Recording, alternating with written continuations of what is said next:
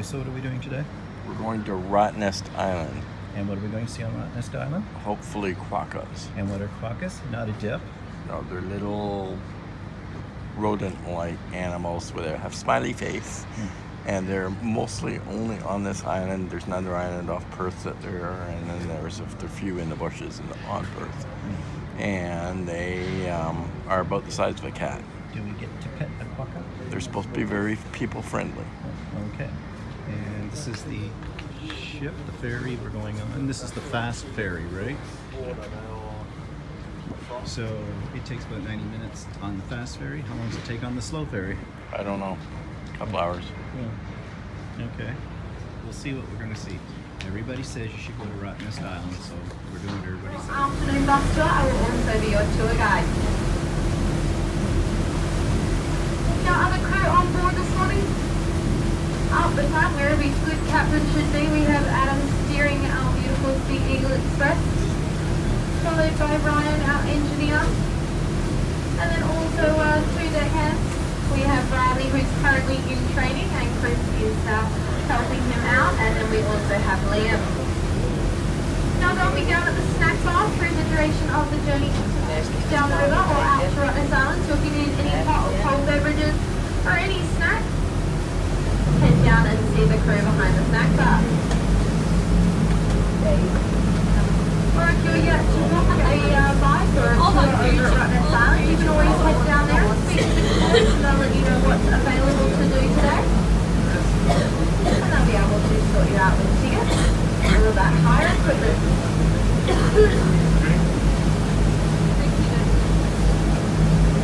Now other than that, a few things to note for your interest and safety on board Sea Eagle. Firstly, if you need the toilets throughout any part of the cruise, you can find them on the lower level, the one that you boarded the vessel on, up the front, and that snack bar is located down the rear of the vessel. As well, if you wanted to take any beautiful photos of the scenery as we head down the river, come upstairs and there is a beautiful open deck to the rear for you to grab those images.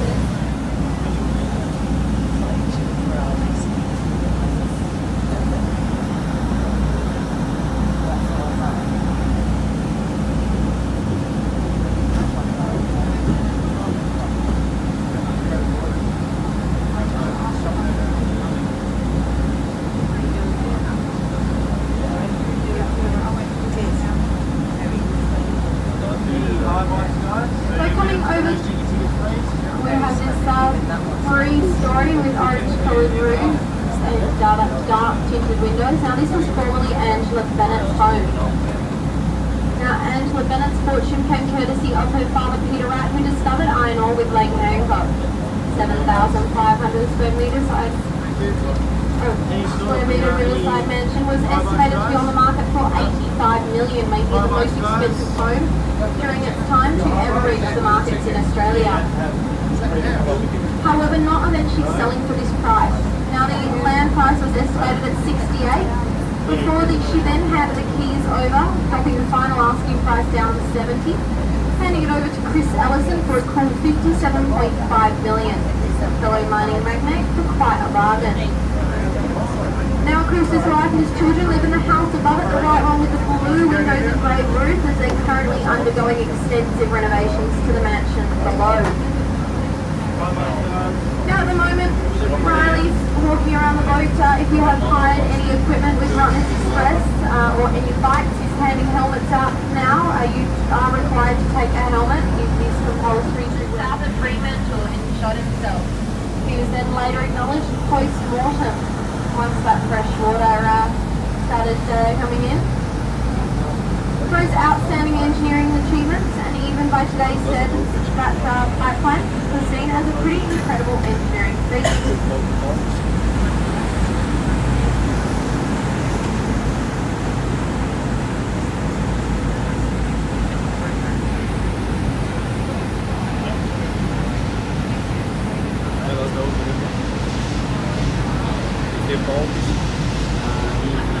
We're now inside Fremantle Harbour, full of 19 landback berths, and quite empty at the moment.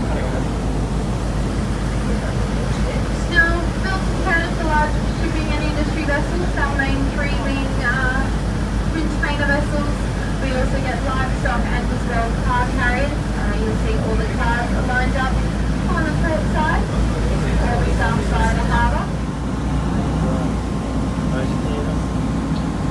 Coming over on the left-hand side, on that port side, we have the Fremantle passenger terminal. Now built in the 70s, this is many people's first sights during their migration. En route to Melbourne and Sydney, Fremantle was known as the gateway to the rest of Australia, attracting 100,000 people who took up the offer to migrate there.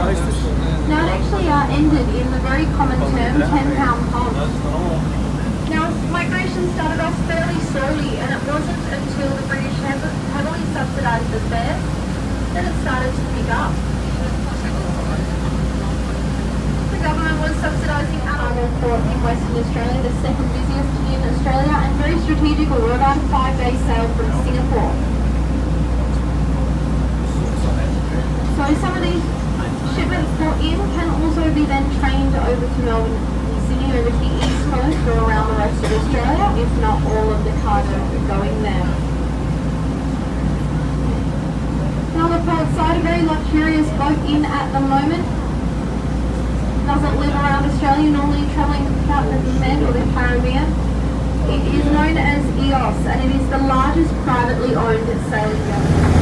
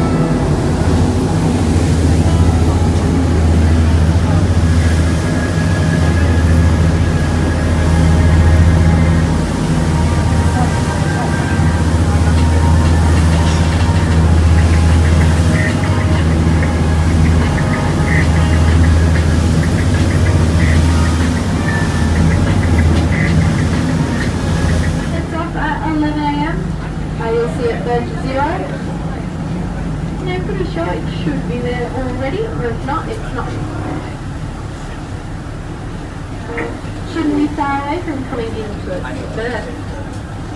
Now as well, for those people who want to discover Rottnest bus tour, just please check the times on that tour. We have one going off at 11:20 and the other one off at 1:50 in the afternoon. So if you want to head up there this morning to know where to come back to in either back in the morning or in the afternoon, I guess to just work out where we're needing to go. Now as well, for those riding around Rottnest Island today, please do make sure you collect your water from the general store, or there is a place to fill up water bottles in front of the visitor centre. There's no fresh water found around the island once you head outside the settlement. I don't want you being parched when you get all the way out to West End, having to trek another half way back around the island. So just make sure you stay hydrated and collect all your water before heading out. So we've made it to Rottnest Island now, where we're walking down to go to the site where we have to pick up the bus for this tour we're doing on the island today. Haven't seen any quokka yet. Quokka? Quokka? Quokka. Quokka. Sounds like a dip. Guacamole. What happens when somebody runs over a quokka? You got guacamole. But anyways, it's an interesting little place. It seems like a lot of people take bikes here and ride around. So it must have lots of trails and things for that kind of deal. So anyways, I hope we see some quokkas.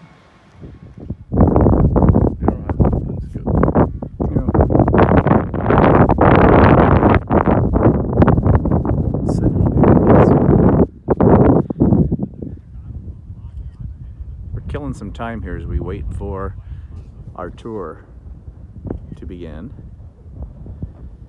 and there seems to be a lot of poo on this beach, but we don't think it's quokka poo. It's probably birdie poo, but it's poo.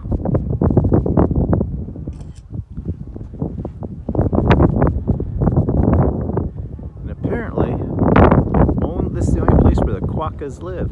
And then people take selfies with the quokkas, but they don't have any natural enemies, and they're supposed to be really friendly, except Walter said he read on the internet that kids were coming over here and playing, what was it, quokka?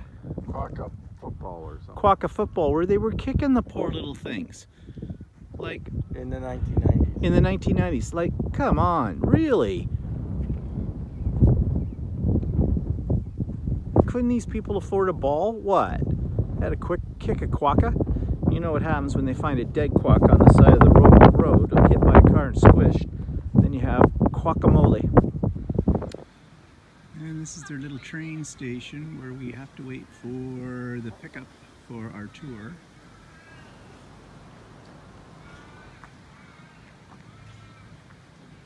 Got a hell of a lot here to do.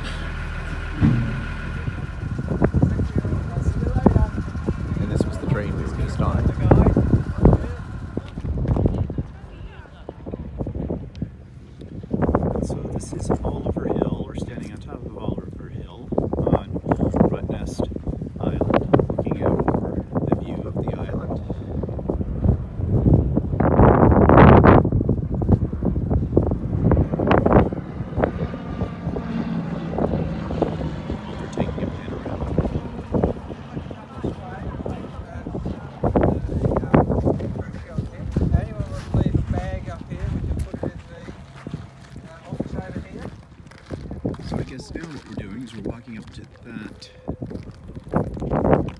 tower, to the lighthouse.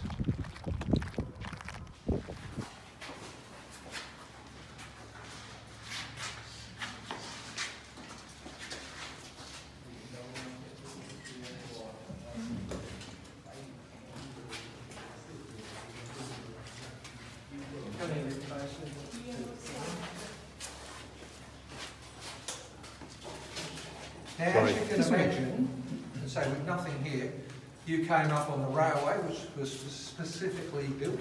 They had to build a port, they had to build, they had to build cranes. This whole structure weighs about 140 tonnes, so they had 140 tonnes, but a lot of it prefabricated. They had to bring it up here. They had to build all this structure, and also down below, the tunnels and the magazine down below. Basically what they did, they took the top off the hill, they built it all, and then put it all back together again. And then they camouflaged it all, so nobody knew the difference.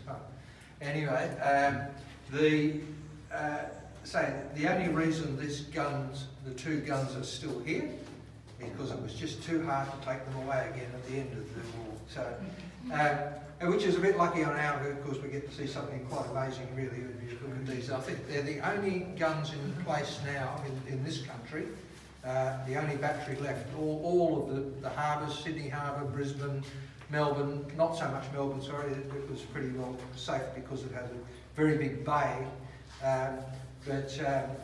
Yeah, Sydney, particularly Sydney and Brisbane, and Darwin had installations like this to protect them as well. We wish it were.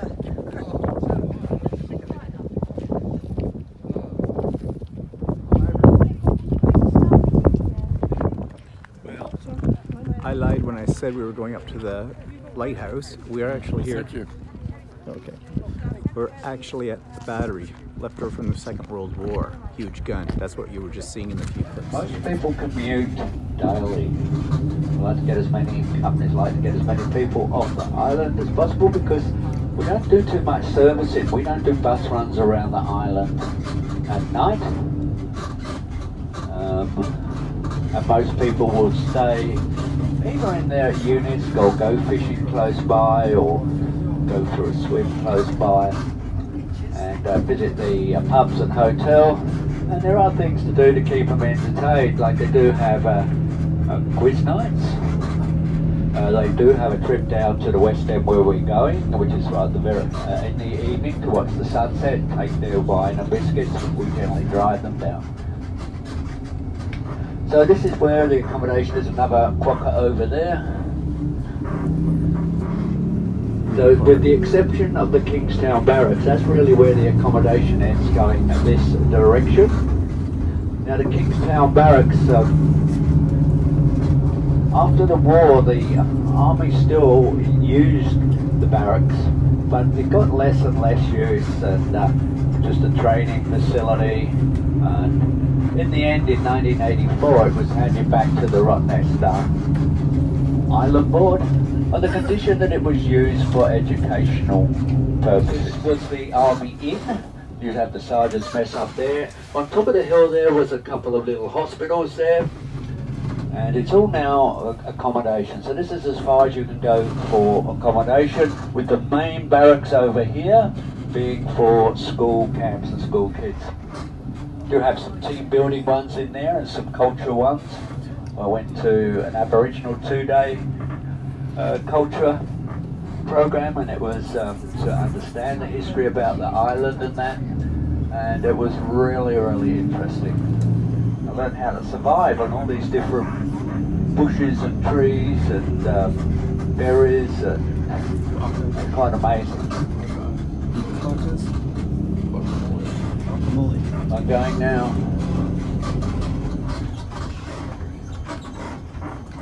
We're going.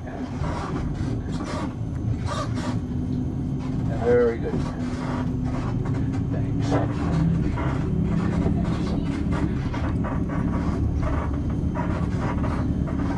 See, very obliging. Now it would be very difficult if we were going on right.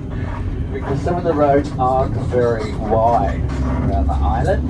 The buses and that is all one way. Cyclists have the right of way. We have 3 speed zones. 8 in the main centre, 20 up to here. And when we cross the railway crossing, we go into a 40k zone, but it's not always possible to do 40. We come across many cyclists who are totally inexperienced. Others we might come to a hill and we've got to guess who's going to be on the other side. And you sometimes find that they're riding down both sides because they're not too sure what side of the road to ride on. And that's when I have to shout for you to breathe in so we can go down the middle. Now just over to the right is one of our 3 freshwater lakes, or swamps in this case. It's called Bickley Swamp. The other 12 lakes are on the island are all salt water. Now that was completely dry until about the 14th of January when we had 144 millimetres of rain come to the island. Most unusual because the average for January is only 5 the whole of January. So we had 144 that day. So lots of ducks came and to the waters there. Now this sign here is very important. It warns people that you won't get any drinking water after this. In fact, that drinking water fountain is now out of order. They put a new one in just a little bit further back. You won't find another fountain or water supply until you get right the way around the other side of the island. Last week I had a gentleman from England get on the bus and he said with his map and he says, could you direct me to a nice bay where I can swim, and also one that's got you can recommend a cafe at one of them. I had to tell him, well, I'm very sorry, there isn't any cafes around the island until you actually get to Geordie Bay, which is stop number 19. Objects. They are in fact male seals. It's a male seal island. I call it the men's shed because the guys generally just lie on the beach there, might go for a swim with their mates, and there's plenty of food to eat. Fish, particularly squid they like. So the females do come to mate. Sadly they don't stay, or probably quite sensibly they don't stay. They have their pups elsewhere. So that's called Guy Island. There's a couple of wrecks to the right of that island, but there's also one just down in the very front here by this bus stop. This is called Henrietta Rocks, and just if you see down there's a bit of a wreck, and that's called from a barge called the Shark, which went aground in 1934. Now in that clear bit of water, a couple of girls come running up to the bus and they were so excited. Oh, guess what, guess what? So I said, what? And they said, whilst we were there swimming amongst the rocks, two dolphins came and swam with us. So they were extremely excited. Now you're very safe to swim in there. You can see some of the outlining reef. And the water is about 3 degrees warmer than that is on the mainland because we have a hot current come past the island. Now you can see in the distance boats moored in the clear water. That's Parker Point. That's where we will make one of our first stops. Now whilst I got a little bit of time before we get to there, I'm going to tell you about the quokka because everybody likes to know about the quokka.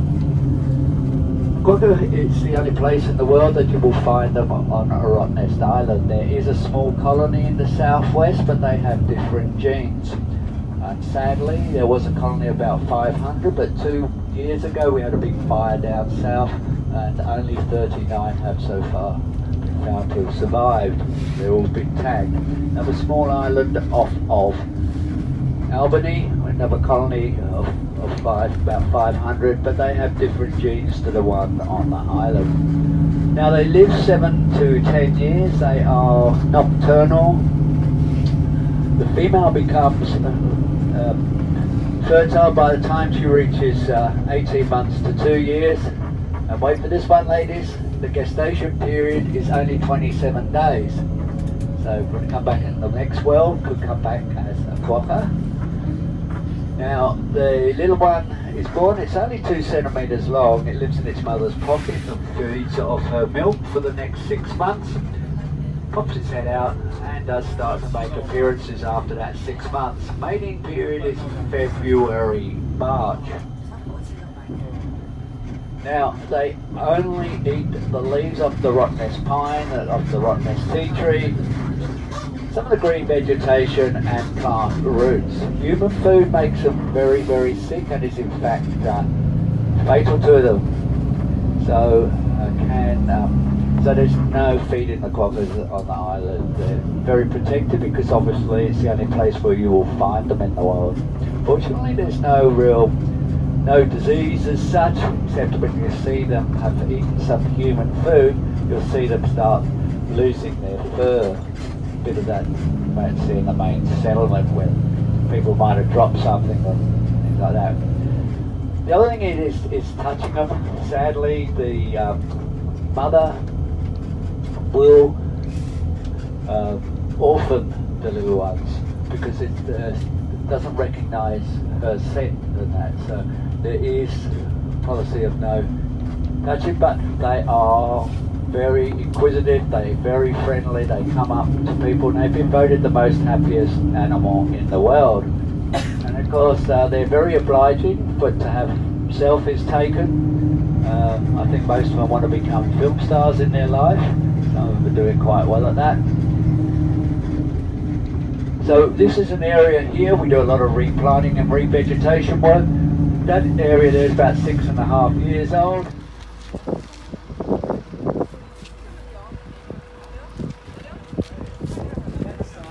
You can't touch them. No, I know. We bought these and that's a young one. That one's about over a year, that one's about a year and 3 months. They still get this close connection with their mothers.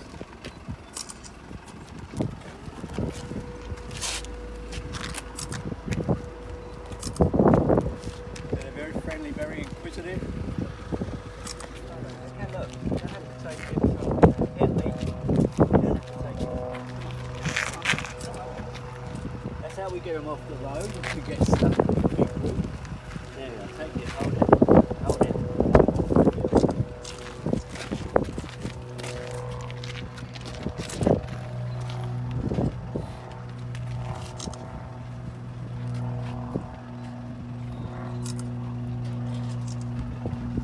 So they're pretty easy for them to reach these because they just branch out. Young and fresh. They don't really need much water because they get it off the pig's ear. The plant called the pig's ear.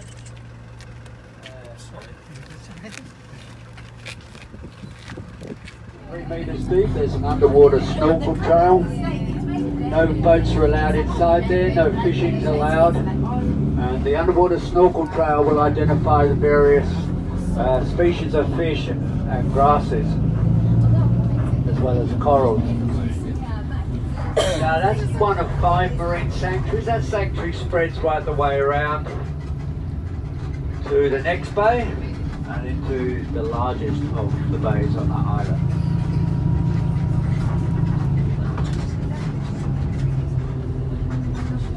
Now 2 days ago at this time it was dead flat, not a ripple on the wave. So you're safe inside, you can see the reef is protecting you all the time. So inside there ideal to swim and snorkel, only a couple of metres deep, 2 or 3 metres deep.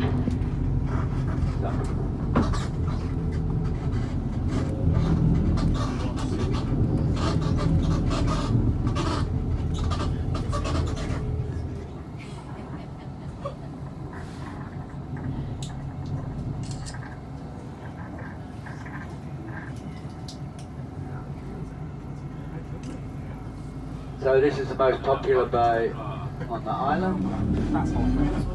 It's got 2 chicks inside it and they're very good at fishing. It's great to watch them catch the fish in their claws, the adults.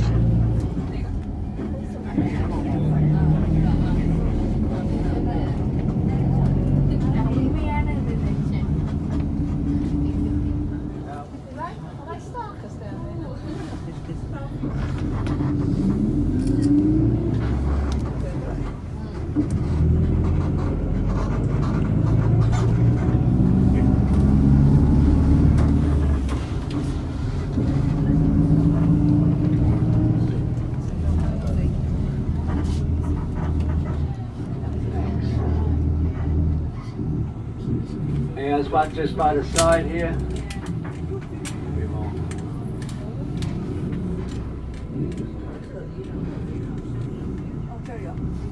There's one down here. There's a little one here. To the left. Coming out.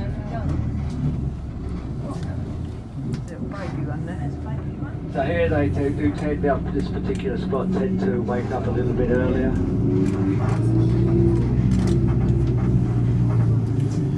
So we're only going to see another 9,979. Oh, there, look, there's a couple over there.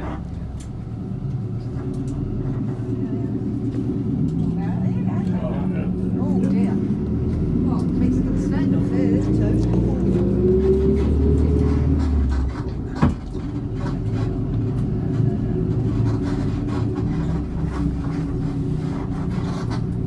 Just down there. Pretty young.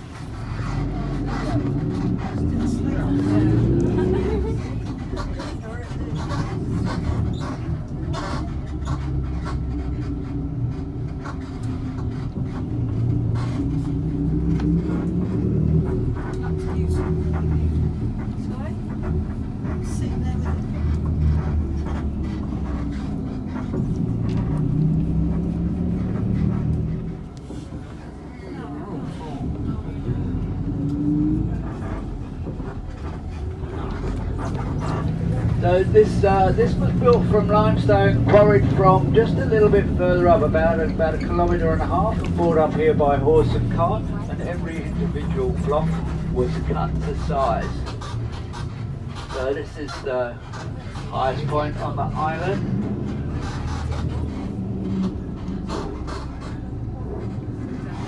Now you can, if you want, take a quick photograph here, but then we'll have to, you know, you want to go down and take some of the quokkas down there.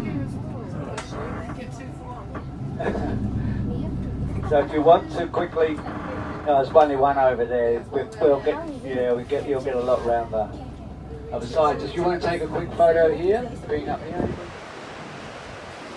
So this is called Cathedral Rock, and this is where the seals hang out.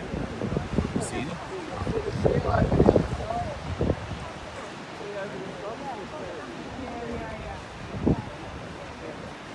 Oh yeah, see that one's come out? Oh, do it there. The male one's come out. About 5 big males up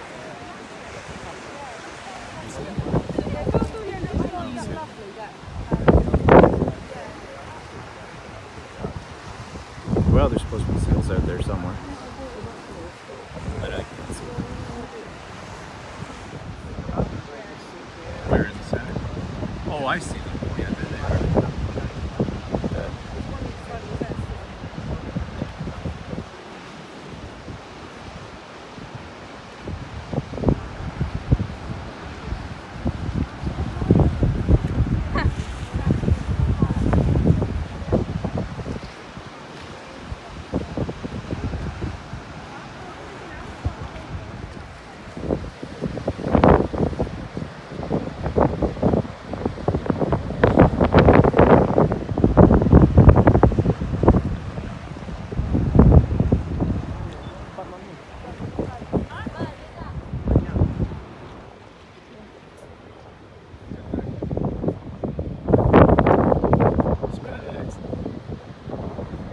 Look, there's a quokka right on your shoulder.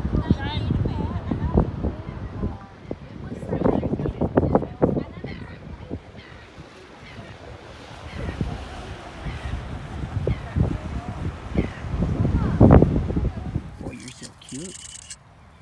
You are cute. Aren't you cute? I don't think I'm videotaping. Okay, you'll never be able to hear this because we're in a place having dinner. Same place we had lunch a couple of days ago, Churchill's, because quite frankly, finding a place to eat in Perth is very different from trying to find a place to eat in our country. So most of it seems to be liquid based. So we're having a steak sandwich and a pint of yak. Wild jack. Wild yak. Wild jack. Wild jack. Well, maybe that's after you have too many pints. Yeah. Too many pints and you're a wild yak.